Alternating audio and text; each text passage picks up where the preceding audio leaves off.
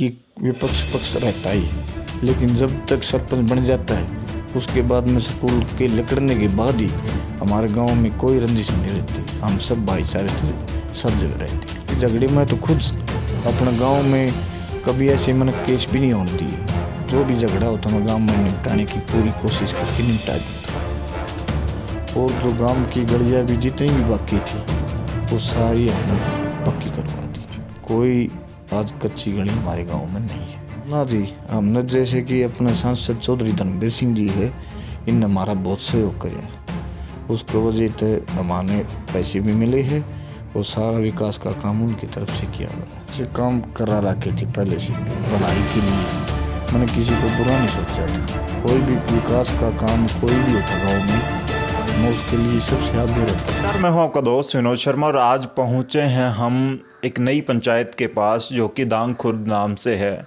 तो शाम हलके में आता है ये गांव और हमारे साथ सरपंच मौजूद हैं श्री सोहन लाल। उनसे बातचीत करेंगे, जानेंगे किस प्रकार से गांव में 5 साल व्यतीत हुए उनके और ग्रामीणों का कितना सहयोग उन्हें मिला। तो सोहन लाल जी, स्वागत है आपका। हाँ जी, नमस्कार जी। शुरुआत में जाते हैं हम थोड़ा सा पीछे। हाँ जी, कैसे इलेक्शन का मन हुआ, कैसे सरपंच चुने गए? नूता जी गांव का मन अच्छे काम करा रखे थे पहले से भी भलाई के लिए। मैंने किसी को बुरा नहीं सोचा था। कोई भी विकास का काम कोई भी होता गांव में मैं उसके लिए सबसे आगे रहता था। उसके कारण लोगों ने कहा कि काम इस बिना गाँव में काम नहीं हो सकता। उसके कारण सारा गांव ने इकट्ठा होकर मेरे को चुना था। इससे पहले भी फैमिली में कोई सरपंच रहा है या सरपंची की नॉलेज रही है? हाँ जी, मेरे फादर 2 बार लगातार योजना सरपंच रहे हैं। तो गांव में क्या चर्चाएं चलती हैं? क्या आपके फादर जो थे उन जैसे काम आप कर पाए? गांव में क्या कहते हैं कि फलाने का बेटा ठीक रहा, उसकी 5 साल कैसी रही? जी, मेरा फादर था जी, इतनी अपन कोई भी इतनी करेंसी नहीं मिला करती। करेंसी की वजह से उनसे काम कम हुए थे। जिन भी सरकार कम जितना भी ग्रांट होता उतना नहीं मिला था। ये हमने भी बहुत मिला है, तो उसके लिए मैंने गांव का विकास का कार्य बहुत बढ़िया किया है। अच्छा, मैं एक बात करूंगा, आपने अभी बजट की बात की है, तो सरकार बीजेपी की है और बीजेपी का एक नारा है सबका साथ सबका विकास, जबकि हम तोशाम हलके में बैठे हैं जहां से अपोजिशन में है आज भी यहाँ का कि एमएलए हैं जो। तो फिर बजट वगैरह में या विकास वगैरह में कोई ऐसे नहीं होता, दुभाव नहीं होता कि कैसे आपको पैसे कम मिल रहे हैं, दूसरों को ठीक मिल रहे हैं एमएलए की वजह से? ना जी, हमने जैसे कि अपने सांसद चौधरी धर्मवीर सिंह जी है, इनने हमारा बहुत सहयोग किया। उसके वजह से हमारे पैसे भी मिले हैं और सारा विकास का काम उनकी तरफ से किया गया। अगर काम की बात करें, आपने बताया कि पिताजी ने काम किए, बजट कम रहता था, उन्होंने भी कोशिशें की, लेकिन इन 5 साल में बहुत ज़्यादा काम हुए। क्या क्या काम हुए मोटे मोटे हम जानना चाहें और पब्लिक को हम बताना चाहें तो? जैसे गलियां वगैरह और सारी चीज़ें। पहले तो जी पूरे गांव की मैंने फिरनी तैयार करी है, सबसे बड़ी फिरनी 33 फुट की। और मैंने जो भी गलियां थी 27 किले की और रास्ता बना है खेतों का। 5 किले की एक और सुई का जो रास्ता है वो बना है। और एक हमारी ढाणी में थे 5 किले का रास्ता, वो बना है। एक और ढाणी में थी हमारे, उसमें 5 किलो का रास्ता, वो बना है। और जो गांव की गलियां भी जितनी भी बाकी थी वो सारी हमने पक्की करवा दी। कोई आज कच्ची गली हमारे गांव में नहीं है। और मैंने पूरे अपने हरियाणा सरकार की तरफ से चौधरी धर्मवीर जी ने हमारे लिए समुदाय के अंदर 2 करोड़ रुपये दिए। अच्छा। वो समुदाय के अंदर हमने तैयार करवा दिया। और हमने राजपूत धर्मशाला का भी कार्य किया है, उसमें भी हमने 15 लाख रुपये सरकार ने दिए थे, वो भी तैयार करवा दिए। और स्टेडियम वगैरह स्टेडियम पहले से है। और डिग्गी के जो अपने होते थे वो भी अभी सरकार के द्वारा मैंने दोबारा तैयार करवाए गए।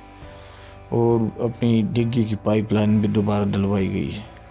जोड़ की पक्की नाली भी बनवाई गई है। अपना गांव में सारे गांव के अंदर मैंने जो कि नालियाँ सफाई करी है, कम से कम 6 नाले बनाए गए जिसमें गंदे पानी की निकासी होती है। और सारे गांव में हमने जहाँ भी नाली है वहाँ पर लोहे की जाली डलवाई गई है। अच्छा। हाँ जी। पुस्तकालय वगैरह या बच्चों की शिक्षा का क्या स्तर है, स्कूलों में क्या व्यवस्था है? गांव के स्कूल की बात करें, कितनी कोशिश आपने की? स्कूलों में मैंने से स्कूल में जाके आप खुद तसल्ली कर लो मुख्याध्यापक पे। मैंने वहाँ पीने के लिए पानी की टंकियाँ बनवाई है, स्टेज बनवाया है, और मैं बार बार बच्चों को वहाँ जाके स्कूल में हर हफ्ते वहाँ अटेंड करता हूँ। उनको खाने के लिए उनको जो भी सरकार द्वारा कुछ दिया जाता है ना, उसको मैं जांच करके आता हूँ।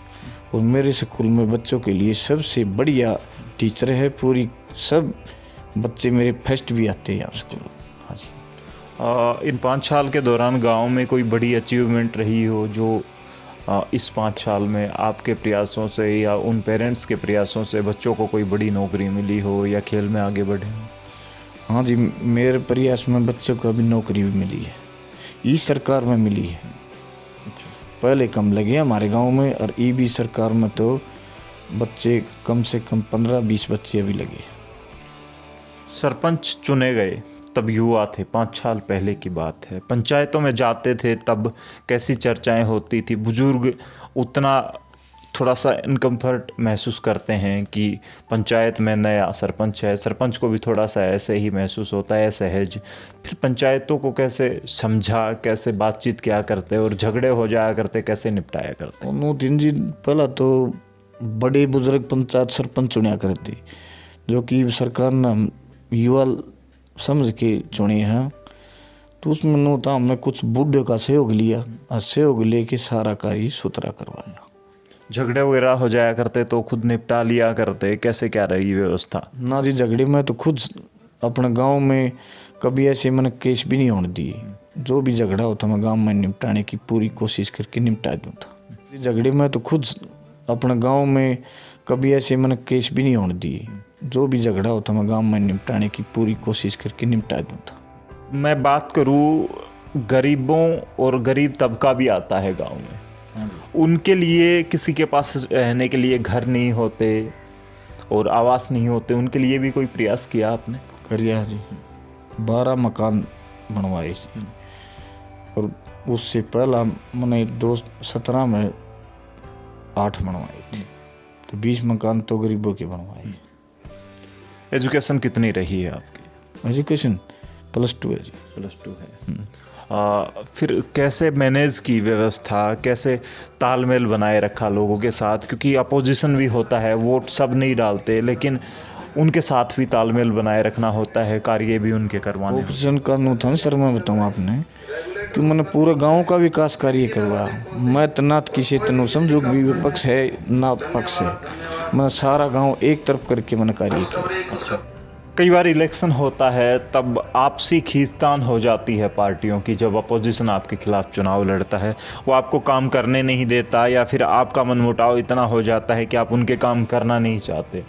तो आपके बीच में कैसा तालमेल रहता है और गांव में वोट पड़ने के बाद, वोट डालने के बाद कैसा माहौल रहता है? भाईचारा ठीक ठाक है गाँव का? अब जैसे कि जो कि इलेक्शन हो जी, तो 5-4 दिन पहले तो इलेक्शन की विपक्ष पक्ष रहता ही है, लेकिन जब तक सरपंच बन जाता है उसके बाद में स्कूल के लकड़ने के बाद ही हमारे गांव में कोई रंजिश नहीं रहती। हम सब भाईचारे थे, सब जगह रहते हैं।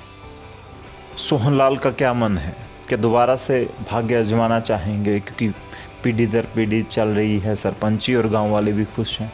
नो जी, हम इस चीज़ का बात नहीं बढ़ सकते। हम तो दूसरे भाई ने बढ़ा के तू भी बने, मेरा फादर भी रह लिया, मैं भी रह लिया, इन्हों नहीं हम बार बार उसको करे। जो गांव में उचित रहेगा हम उसके साथ में। वैसे एक सरपंच के कर्तव्य क्या क्या मानते हैं आप? मुख्य बातें जो एक सरपंच को निर्वाह करनी होती हैं और जिम्मेवारियां होती हैं वो गांव की जिम्मेवारियाँ जी, झगड़े हो जाए उनको निपटाना है, गांव को रेख देख करना। कहीं भी पंचायत की भूमि को अलावा उसको रोकता तो उसको मैं जाके बंद करता हूँ। कोई भी किसी चीज़ की भी जो अड़चन लगती तो उसके सारे मैं जाके उसको संभालता हूँ और ठीक करवाता हूँ उसको।